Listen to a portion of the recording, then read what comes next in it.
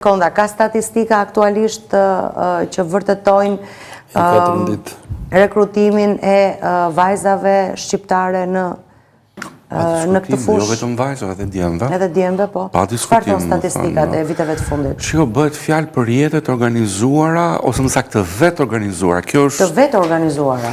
Të, le themi, vajzave adoleshente dhe të moshusore, plus 18, që tashmë shërbimet nuk i ofrojnë më, le themi, si që ofrojnë për Epstein live, le themi, por i kanë kaluar gjitha online.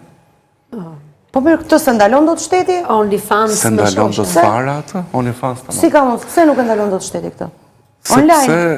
Sepse duhet kesh mjete, teknologji, të vërtetosh, të ndjekësh, të bësh optime. Akshi duhet punoj me vërtet dhe të mos ketë skandalet e veta pas për të arritur kjo. Do duhet që dillat e hetoj edhe përpos krimit ekonomik, dhe më thënë, që aty e humbi lojën, më thëmë, po që do duhet të hetoj tani edhe krimet seksuale. Kjo që Sabo thatë meriton një emision tjetër më vete. Qo, e di, unë desha thosha një gjë. E po e fundit, se nuk ka më Jo, e di, po që të bëmë shtypjen e gjithë të gjërë, se si në qindra, gra, vajza dhe fëmijë, dhe më thënë, trajtojnë se kur janë trofe të një grupi të caktuar, të një elite të caktuar. Për mua kjo është pjesa më e idhur, dhe më thënë.